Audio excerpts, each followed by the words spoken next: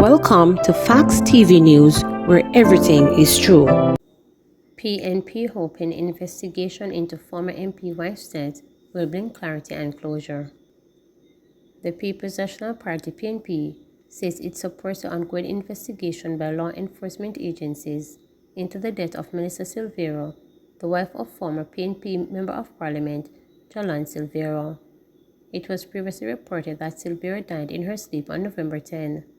In a release on Monday, the PNP said it is imperative to allow the authorities to conduct a thorough and impartial investigation into the matter. On Saturday, police confirmed that 6 weeks after Melissa passed in her sleep, her death is now being investigated as a possible murder. After the postmortem, it was discovered that she was shot at least 3 times, Deputy Commissioner of Police in charge of Crime and Security Fitzbailey told reporters on Saturday afternoon. It was also reported that Melissa's husband retained the services of a King's Counsel and that he was interviewed by scene of crime investigators. We firmly believe in the rule of law and support the ongoing investigation by law enforcement agencies to ascertain the truth behind Melissa's untimely death, the release read. The opposition party reaffirmed its commitment to justice and trust in the legal process to provide clarity and closure in this tragic situation.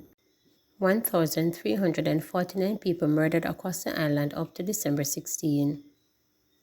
1,349 people were murdered across the island as of Saturday, December 16.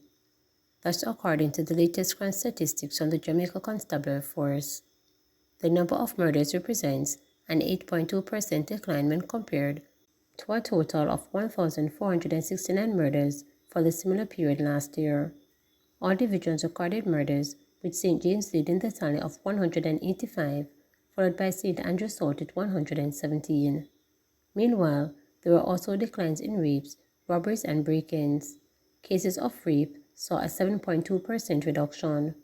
Robberies went down by 15.3% from 889 to 753, while break-ins decreased by 12.4% from 967 to 847. Health Minister described accusation regarding his alleged interference in operations of UHWI's board as unfortunate. Health Minister Dr. Christopher Tufton has described accusations regarding his alleged interference in the operations of the University Hospital of the West Indies, UHWI's board as unfortunate.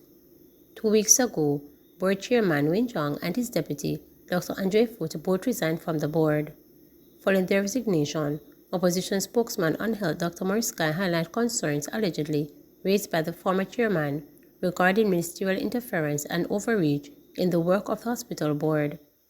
Dr. Guy called on the health minister to give a public explanation to his actions in the recruitment process for the hospital's new chief executive officer. However, speaking with journalists, Dr. Tufton recently told reporters he could not discuss the issue publicly. There's no situation. We have moved on. We have appointed a new chair. The new chair is Mr. Patrick Hilton, the former head of NCB. It's not going to be fully complete because there are 1 or 2 other changes, but we will have sufficient numbers to start. I've tried to keep out of it because I don't think certain things should be discussed in the open, having had conversations that were private. And I could say a lot that could justify why I think the board was dysfunctional. And I maintain my position. There's no change. But I do believe that a lot of good has happened. And I think what we need to do is just to move on to make the process work. My role as policymaker is to ensure the smooth running of the organization. If some people interpret that as meddling, that's unfortunate. But I see my role as bringing stability, certainty, and predictability to an important organization, to all of healthcare. And that to me is a fiduciary responsibility, not what some may interpret otherwise. Woman killed in house fire in Granspin, St. Andrew. A female perished in a house fire on Shortwood Lane in Granspin, St. Andrew. Her identity has not yet been released. Preliminary police reports are that about 2:57 a.m., residents saw fire coming from a house and alerted the fire brigade. Upon their arrival, a 1-bedroom boat structure was seen engulfed in flames. During cooling down operations, the female's charred remains were found among the rubble. St. Elizabeth businessman arrested after police seized counterfeit rum. A St. Elizabeth businessman was taken into custody on Monday afternoon after investigators from the Counterterrorism and Organized Crime Investigations Branch CTOC seized more than 40 cases of counterfeit rum at his establishment in Santa Cruz. The seizure is valued at $1.4 million. 2 other businesses were raided by CTOC detectives, but no illegal goods were found. The business operator, who is being questioned, is facing several charges including breaches of the Trademark and Consumer Protection Acts. Investigators say the sale of counterfeit rum poses a serious health risk to consumers and could damage the reputation of the trademark holder. St. James seen steady rise in dengue cases despite mitigation efforts. Despite mitigation efforts to control dengue in St. James, there is still a steady rise in the number of cases being recorded in the parish. Speaking at the recent St. James Municipal Corporation meeting, Medical Officer of Health for the parish, Dr. Tanique Bailey-Small, stated that there is still an active dengue outbreak in the parish. She pointed out that since November 11, there have been over 500 reported cases of dengue in St. James. 190 of those cases have been confirmed. Dr. Bailey-Small therefore urged residents to take the necessary precautions to protect themselves. She added, the operational hours have been extended at several facilities in the parish as part of the ministry's obligation to offer care during the outbreak. Dengue outbreak, we are still seeing quite a high number of cases. So far for St. James, as of the 11th of December, of the 521 cases that would have been classified as either suspected, probable, or confirmed, we've had a total of 190 confirmed cases so far. So we're still in the active outbreak. So we do have to take the necessary precautions. Operating hours continue where we have extended hours at Catherine Hall, Mount Salem, and at our other Type 3 facilities, Maroontown, Cambridge. We do have a physician present 5 days of the week so that persons are able to access care, especially in the outbreak. So the outbreak is not over. We're still seeing a high number of cases, so we still have to remain vigilant, especially as we enter into the Christmas season. 4 more charged in Yahweh case. 4 more people have been charged in connection with the case of 13 members of the St. James-based religious group Yahweh who were arrested in June this year following a police raid at their Montego Bay compound. The quartet made their first appearance in the St. James Parish Court on Friday. They are Omar Johnson, Javar Johnson, Rena Woolery, and Melissa Thompson. 20 members of the religious Yahweh group were taken into custody by the police on June 30 at their Paradise Avenue compound in Montego Bay during a joint police operation of the security forces.